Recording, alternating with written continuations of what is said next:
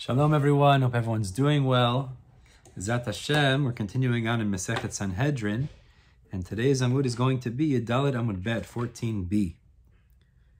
Zat Hashem, we're going to have three sections in today's learning. The first section is a continuum from yesterday, talking about the Egla Arufa, and we'll see there's a dissenting opinion, which is that of Rebbe Eliezer ben Yaakov, which we'll discuss in the first section. The second point we'll discuss today is the idea of Ein Yada in Damav Yedu'in, the redemption of Neter Avai, or the transaction of Neter Avai and Meiser Sheni that don't have a determined value. And we'll discuss exactly how that has to be evaluated.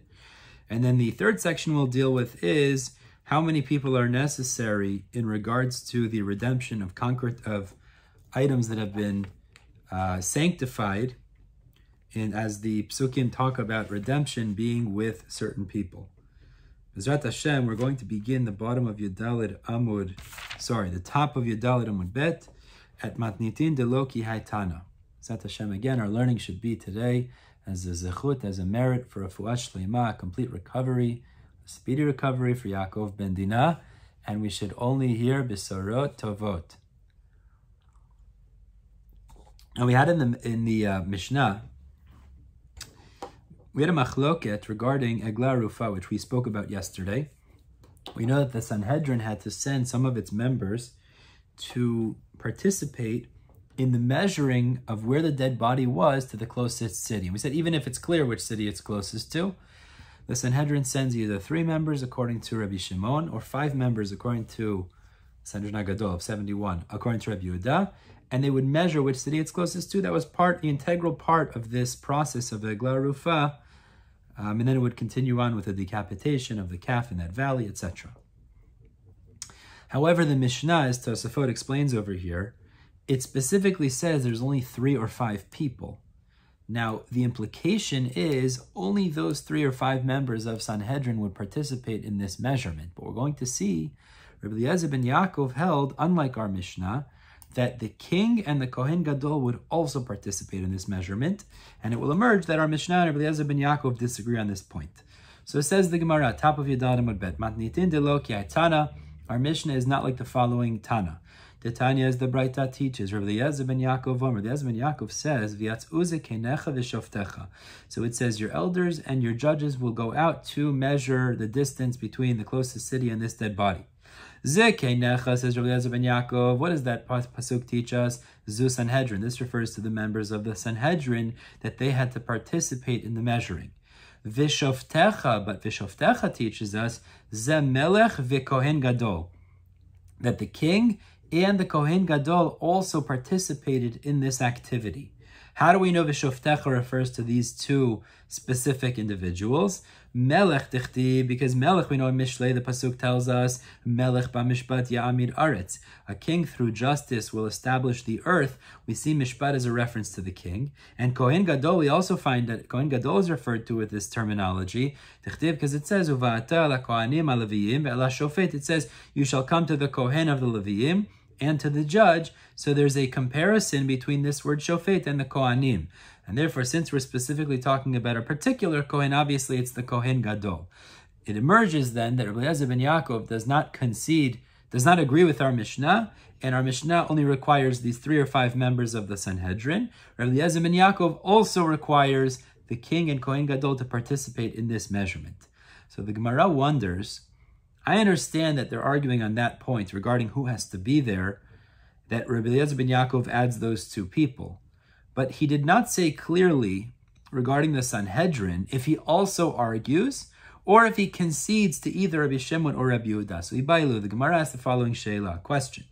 Rebbe Eliezer ben Yaakov, Bechada Palig, does he only argue in one regard? Or Betarti Palig, or in 2 regards does he argue?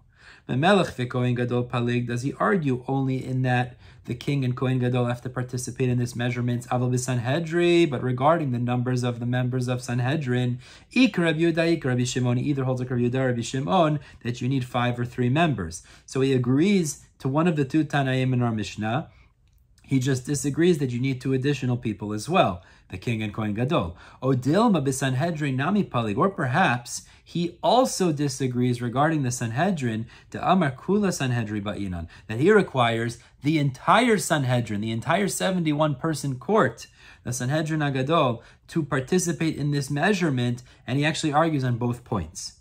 So Amar Rav Yosef brings a proof from a Braita that discusses a different topic, and he's going to try to show that Rabbi Eliezer ben Yaakov is the Tana of this Braita, and he holds the entire Sanhedrin needs to participate in the measurement, and Rabbi Eliezer ben Yaakov argues on both points. Now, what are we talking about in this Braita that's going to be the proof of Rav Yosef? We're talking about the halacha of the Zaken Mamre. The Torah teaches us that if the Sanhedrin Hagadol, the great Sanhedrin of 71, Paskin halacha, so this needs to become the law that all of the Jewish people abide by. And because of that, if there's one zaken, there's one elder who's an ordained judge, big rabbi, and he, despite having the Sanhedrin paskin halacha, he paskins against it. So as we're going to see, given the right circumstances, this fellow who's a zaken mamre, it's considered so severe that Aveira of going against the accepted halacha as determined by the Sanhedrin, that he could even be put to death. That's going to be the idea we're saying here. Now the Braita tells us this would only be true if the Sanhedrin paskin their halacha in their location, which means in the Lishkat HaGazit, it's called the inner the court, the chamber of hewn stone, literally, which means actually where the Sanhedrin used to sit, which was in the Beit HaMikdash. But if the Sanhedrin paskin this halacha against the Zaken Mamre, somewhere outside of that, so the resulting refusal of that other rabbi to accept their psak and going against them would not result in his death. So let's see this inside. Tashma, the Braita says like this, Matzana Beit Pagi, if the Zaken Mamre found this group of the Sanhedrin, a Beit Pagi. Now, Beit Pagi, literally, it's a bridle, which is some sort of an item put on the horse over an animal's head. But it's in the reference here, it refers to an area outside of the original Yerushalayim that was actually annexed and added onto Yerushalayim, similar to how an item goes over the animal's head. But the point is, they weren't sitting in their location, but rather the Sanhedrin were in one of the outskirts that was only later added onto Yerushalayim. Vehimra alein. So if he found them, and they paskin da halacha, and he rebelled against them. He refused their psak. So you might think that their psak there would be sufficient, that when he refuses it, he would now be liable to mitah. Talmud lomar, therefore the pasuk says, in regards to Zaken Mamre, vekamta ve'alita el hamakom. You shall get up and go to this place, which means that in order for him to be liable, to be put to death for refusing their psak, melamed shamakom gorem, it's only the place that they're supposed to sit, i.e., in the Beit HaMikdash, the Lishkat HaGazit, where the Sanhedrin's meant to sit. If they paskin there and he still goes against their psak, then it'll be chayav mitah. But outside of that, they will not be able, based on their psak, to put him to death if he refuses their psak. That's the Braita. Now the Gemara wonders, Dinafuk Kama, what are we talking about in this Braita? He bumped into a group of the Sanhedrin. How many of the Sanhedrin did he bump into? Ilema Miktsatan, maybe you'll say that he bumped into some of them. Meaning, some of the members of the Sanhedrin were not in their original location that they would sit during adjudication. They happened to be Beit Pagi outside of that. So the problem is, if that's true, of course they can't put him to death, because Dil Mahanach Ika Gavai Kaimi Kavate. Maybe these people paskin against him, but the rest of the members of the Sanhedrin who are in their proper location would actually follow his psak and would support him. So then you wouldn't be able to put him to death, irregardless of what these people are saying, and regardless if he goes against them, because maybe the halacha actually follows him. So it can't be that the case of the Braita is merely where some of the members of the Sanhedrin were outside when they paskined against him. Ela pshita, it must be, denafuk kulhu, that the entire Sanhedrin went out of the Lishkat HaGazit and bumped into him in the outskirt. But the question then is, lemai, what was the allowance, or how did they end up all outside of the place of adjudication, again, during the time that they're meant to be adjudicating, which is the morning hours? Till Chatzot. If it's just for something voluntary, the Sanhedrin decided to take an extended lunch break. And they ended up in Beit Pagi. And there they bumped into this Zaken Mamre. They paskined against him. And the Chidush is, even though he went against the Sanhedrin, he's not put to death because they didn't paskin this halacha in their original place.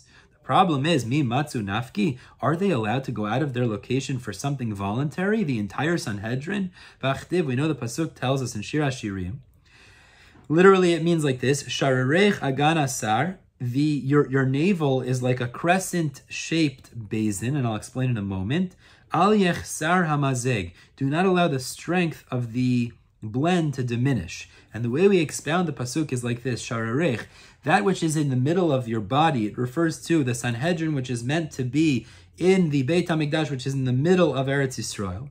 Agan HaSahar is like a basin-shaped, a crescent-shaped basin, a moon-shaped basin, which means as they used to sit like a crescent, they would sit in a semicircle, a half circle.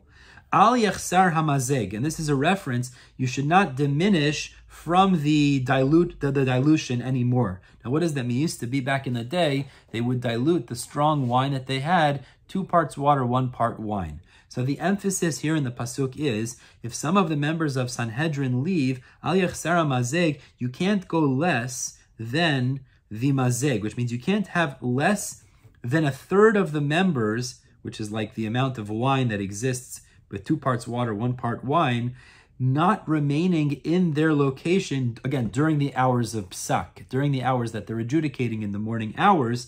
They can't leave more than that, leaving less than 1/3 of their original members, which would be 23 of their members, there in its original location. Which means some of them could leave. But if there's less than 23 left, that's going to be a problem. That would not be acceptable. Yeah. So what's the point? The point is, for a Dvar Reshut, definitely the members of Sanhedrin couldn't all just leave, because we see that they had to keep at least 23 people there. So back to the question over here. You're telling me that he bumped into them all outside and they paskined against him. How could he have bumped into all of them? They have to leave some of their members if it's merely for a voluntary thing, something they wanted to do, not required to do. How could he have bumped into them? So Ella, the Gemara says, Pshita, it's obvious, ledvar mitzvah, that what happened was they left their original location for some sort of a mitzvah that required all the members of Sanhedrin to leave. So Heichidami, what is the example of a Devar Mitzvah that all the members of Sanhedrin had to leave the Lishkat HaGazit in which they bumped into this Zaken Mamre outside? So Rav Yosef concludes his proof and he says, Lav l'medidat egla, it must be. What is the mitzvah that they would be allowed, entitled to leave their location for during the hours of adjudication? It must be, it's l'medidat egla, it's to measure the dead body, which city it's closest to know where they have to do the Egla Rufa. And for Rabbi Eliezer ben Yaakov, and this is clearly the position of Eliezer ben Yaakov, the Amar, Kuli Sanhedri Ba'inan, that he requires the entire Sanhedrin to participate in this measurement. Can't be Rabbi Yehuda, Rabbi Shimon, because they only require 3 or 5 members of the Sanhedrin. So it would emerge then, we've proven, if the reason they left, as Rav Yosef's interpreting, is to measure for the Egla Rufa, must be, this is Rabbi Eliezer ben Yaakov, and you see all the members need to participate, and then the Chidush of the Braita is that wouldn't be sufficient to put this fellow to death, but the reason they were outside of the Lishkat HaGazit was because they were measuring Haraya. You need all the members of the Sanhedrin to participate in that activity. Now just on the side, I wanted to mention, Tosafot does say here, maybe the reason that he bumped into them is because they'd finished their adjudication for the day. It was in the afternoon, and they were all going home, and then he bumped into all of them. So Tosafot says that can't be, because it's likely if they were going home that they wouldn't all be walking as a group of 71, but rather they would walk individually, and therefore that would be an illogical thing, an unrealistic case to discuss in the Braita. So the bottom line is, Rav Yosef has deduced, Rav Eliezer ben Yaakov would argue on both points, and he also holds the entire Sanhedrin needed to participate in the measuring for Egla Rufa. Amarle Abaye, lo, Abaye says not a proof, because there's another reason the Sanhedrin would have to leave, and that could be what the Braita is talking about. Kegon sheyatzu lahosif ala ir v'ala azarot. In order to add on to the holy city of Yerushalayim, or the Azarot, the courtyards of the Beit HaMikdash, we needed the participation of the entire Sanhedrin. And perhaps that's why they left the Lishkat HaGazit, but Enochinami, maybe in regards to the number of the members of Sanhedrin that participate in Eglah Rufa, he agrees it's either 3 or 5, like Rabbi Shimon or Rabbi Yehuda. Kiritzanan, like the Mishnah tells us, and we had this early in our Mishnah, Ein Mosifin ala Ir, you cannot add on to the city of Yerushalayim, Ve'ala Hazarot, or the courtyards of the Beit HaMikdash, Ela Bebeitin Shel Shivim Ve'echad, unless you have the participation of the 71-person court. So therefore says Abaya, you don't have a proof, Rav Yosef, that Rabbi Elazar ben Yaakov argues on both points. However, the Gemara says nonetheless, Tanya Kavate de Rav Yosef. We have a Braita that supports Rav Yosef. Actually, Rabbi Elazar ben Yaakov would argue on both points because he holds that for the measurement of Eglah Rufa, the entire Sanhedrin needs to participate, in according to Rabbi Elazar ben Yaakov. Tanya Kavate de Rav Yosef, Matzana Beit Pagia, Beit Pagi, if the Zaken Mamre found this Beit Din, the Sanhedrin, in this outskirt, Vehimra Lein, and he paskined against them, Kegon, and the Braita elaborates, for example, Sheyatz Ulim Didat Eglah, they all went out for the measurement of the Eglah Rufa, Ula Osif Al'ir V'Alazarot, or to add on to the city of Yerushalayim and the courtyards, Yachol Shetehamra Toamra As, you might say that his rebellion is significant to put him to death. Therefore it says, no, you have to go to the place, meaning referring to Lishkat HaGazit, Melamed, Shamakom Gorem. It's the original location that would cause him to be put to death if he paskins against their psak there, and therefore he won't be put to death. But from this Braita, you see clearly that the Braita holds all the members of Sanhedrin would go out for measuring for the Eglah Rufa. This would be the position of Rabbi Elazar ben Yaakov, like Rav Yosef says, and indeed he argues on both points, not only in the additional members of King and Kohen Gadol participating in the measurement, but also that you need all 71 members of Sanhedrin to participate, not just 3 or 5. Let's move on to the second section now, regarding Neter Ravai and Maaser Sheni. So we spoke about this before, which is that we know there's certain tithes that a person has to take off every year, and then he has to give them to the appropriate recipients. Now, so some of those tithes, we have what's called Neter Ravai. Neter Ravai is that when a person plants a tree, or it's a debate actually if it's Kerem Ravai or Neter Ravai, and the first 3 years of it, it's called Orla, you're not allowed to eat it. The 4th year is called Neter Ravai. He has to take those fruits to Yerushalayim and eat them there. Similarly, regarding Maaser Sheni, which is the 1st, 2nd, 4th, and 5th year of the Shemitah cycle, in addition to the Truma and Maaser that he takes off and gives respectively to the Kohen and the Levi, he also takes off Maaser Sheni. And this 3rd tithe is taken up to Yerushalayim and consumed there. Now, oftentimes, there was a tremendous amount of produce. If you imagine you had acres and acres or hundreds of acres of orange trees, that's a tremendous amount for Neter Ravai or for Maaser Sheni. So the halacha is that the owner is allowed to transfer the kedusha of the fruits onto money. Money you can have in a very large amount of money in a purse, and then take that money to Yerushalayim, purchase foods there, and eat those in Yerushalayim with the sanctity of Neter Ravai or Kerem Ravai. That's permitted. Now generally this is an easy fix. It's just figure out how much it costs to make the transfer, no problem. The problem is, as the Mishnah told us, is Ein Damav Yedu'in. If we don't know how much those fruits are worth, so then you need a group of 3 people to assess the value of that produce before transferring it onto money to make sure it's a fair assessment. So the Mishnah said, Neter Ravai Maaser Sheni she'ein damav yedu'in bishlosha. If you have Neter Ravai or Maaser Sheni without its value is not known, you need 3 judges to determine its value before assessing it so that you can transfer it onto money and take that money to Yerushalayim. So Tzan Rabbanan, the Braita explains, what does it mean that its money is not known? We actually mentioned this in the Mishnah, but the Gemara says it means perot kivu, fruits that had spoiled, v'yayin shehikrim, or wine that began to sour, began to turn into vinegar, umaot, or monies shechelidu, they started to rust.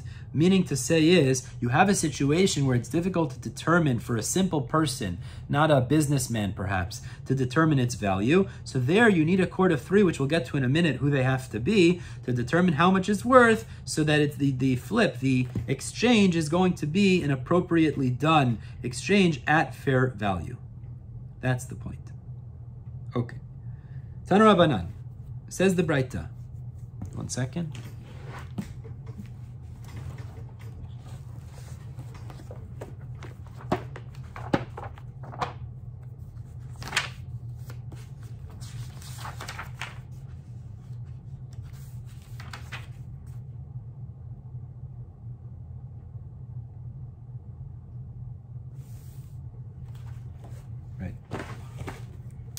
Tan Rabbanan says the Braita. Let's continue.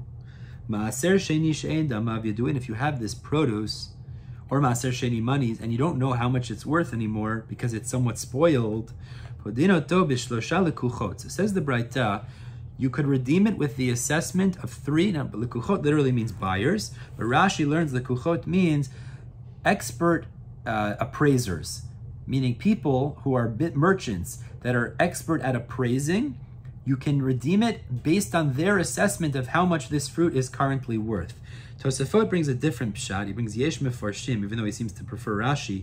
He says that they would do some sort of a auction, and people who were interested in purchasing it, whoever would give the higher value, that's what you would go with. So you would do some sort of a auction of some degree to determine its value. But we'll go with Rashi. Rashi says you bring in 3 appraisers, and they would determine how much this is meant to be worth. But they have to be expert appraisers. Avalo b'shlosha she'en lekuchot, but not 3 who are not appraisers, because they would not necessarily determine the value properly. And the Gemara says this is not really an inyan of judgment, because judgment, as we're about to see, you certainly couldn't have goyim involved in it. But afilu nochri echad me'an, even if one of the appraisers was a goy, it would be acceptable. All you need to know is a fair value, so a goy could be relied upon for that as well, and that's not an issue. Afilu echad mehem ba'alim, and he says even further, even if one of the appraisers is actually the owners of these produce, it's also effective, again, because you don't really need judgment here, you just need to know how much this produce is worth. Bayer of Yirmiyah, Rabbi Yirmiyah asks the following question. What happens if you have 3 people that are merchants, but they literally means they put their money in the same purse? It means they're partners in business. So the question is as follows. Do we look at those 3 as 3 different dayot, 3 different opinions, because ultimately they're 3 individuals? Or do we say, since they work together, it's very likely that they all think the same and they're going to make the same appraisal, and you won't actually have 3 different opinions, and that can't be relied upon, you need 2 more. Mao. So what's the halacha? Tashma. So the Gemara says, let's bring a proof, because the Braita says ish v'shtei nashav. If you have a man and his 2 wives, this is interesting. It means, again, you don't need judgment here, so women would qualify to be judges. No problem over here. Appraisers. If a man and his 2 wives would enter to be the appraisers, podin ma'aser sheni she'en damav yaduin, you could redeem it based on their word if you don't know the value. It means that's effective. So the Gemara assumes if a man and his wives is really, he supports them and they're on the same page in that regard. So if they're able to act as 3 opinions in order to determine the value of this unknown produce value, so also 3 people who work together in business would also be able to. But the Gemara answers it's not necessarily a proof. And this is based on a principle in Masechet Ketuvot. The principle there is like this. Really, the fact that a man has to support his wife with food, really what happens like this. The halacha is a woman, when she works, she gives her work to her husband. And in exchange for that, the husband has to support her. However, the Gemara in Ketuvot says, imagine the woman is making far more money than the man is making. So she says, you know, the words of the Gemara, I don't want to be supported by you, she says to her husband. I don't want to be supported with food, etc. And I'll take care of myself. Let's say she makes far more, she's a brain surgeon, and he's a street painter. I don't know, something simplistic, let's say. I don't know, nothing against street painters. But she makes far more money, let's say. So she's allowed to say that, actually, and she could support herself. Her husband won't have the obligation to support her, and he also won't have rights to her income. So says the Gemara, maybe that's the case that the Braita here means when it says ish v'shtei nashav podin ma'aser sheni, because then a man and his 2 wives, they're considered disconnected as they're not really being supported in the same way. But where you have 3 people who are partners in business, maybe that wouldn't be sufficient because they're all essentially in the same perspective, then it wouldn't be effective. And the Gemara says, maybe the example of this Braita would be like Rav Papa, it literally means the daughter of Abba Sura, which was his wife, where she agreed to this, where she disagreed to take money from him and she supported herself because she was independently wealthy. And therefore, in such a scenario too, as we said over here, maybe that's why a man and his 2 wives could be the appraisers. But 3 business partners, perhaps it wouldn't be effective, and you don't necessarily resolve that question with this case of ish ushtei nashav. Okay, let's move on to the final section of the day today, which is hayakteshot bishlosha. Now, let's just remember, in the Mishnah we said in the Mishnah Hakteshot bishlosha. If somebody consecrates property, okay, now we're specifically talking about property that is allowed to be deconsecrated. So let's say, for example, animals that are not kosher. So if a person consecrates them, they can't be brought as korbanot. See, if you consecrate a korban, that's something that needs to be brought. Unless it develops some sort of a blemish or an issue, you're not allowed to deconsecrate. So if it's ekdeshot, which is some sort of a non-kosher animal, for example, and you want to deconsecrate it after, so we said bishlosha. You need 3 judges to determine its proper value for deconsecration, to transfer it onto money. And then the Mishnah said, erachin mitaltalim bishlosha, movable erachin, movable things that you dedicated their value, which we'll discuss tomorrow more, also require 3. Rabbi Yehuda argued, and we're not going to focus in on him right now. But the point is like this. We have the Parashat Bechukotai. We have 3 sections talking about deconsecration. Now, the first section is regarding erachin. Erachin is where a person pledges his Torah value to the Beit HaMikdash, which is determined by his gender and his age. His well-being or health or strength doesn't come into account. That would come into account if he said Demealai or Demealai, meaning if he pledged his other value, but if he pledged his erech to the Beit HaMikdash, so then he has to give a certain amount based on his gender and his age. The second parasha regarding deconsecration is talking about the redemption of movable objects, or in the context there, as Rashi quotes it, redeeming animals that were consecrated. Like I said, that were consecrated. To deconsecrate those, it would have to be that it's not something pledged for a korban. That would be a problem. And in the third section, talks about deconsecrating properties that were dedicated to hektish. Now, the first parasha of Erachin, it mentions the word kohanim, that they have to be involved. You need kohanim involved in the assessment of value to deconsecrate. It mentions it 3 times. The second parasha of deconsecrating animals or movable objects, it also says kohanim 3 times. And then the third, which is karkaot, lands, it says it 4 times.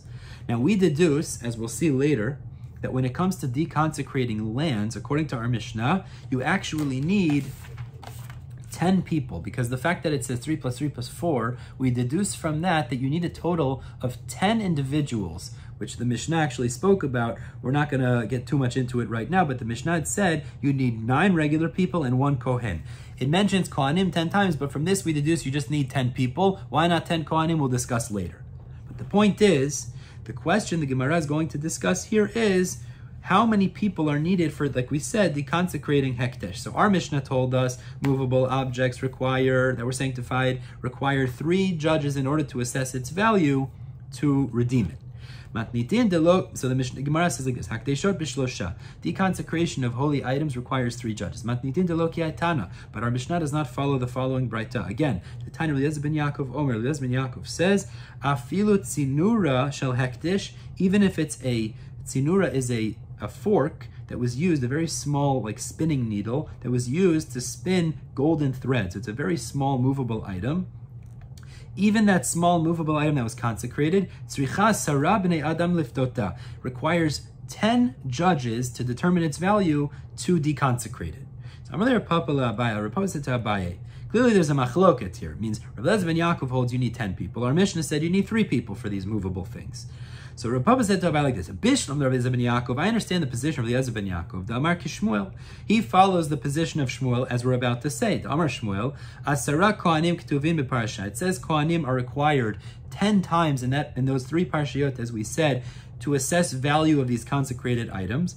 Again, 3 in the parasha of Erachin, 3 in the parasha of consecrated items, and 4 in the parasha of consecrated properties.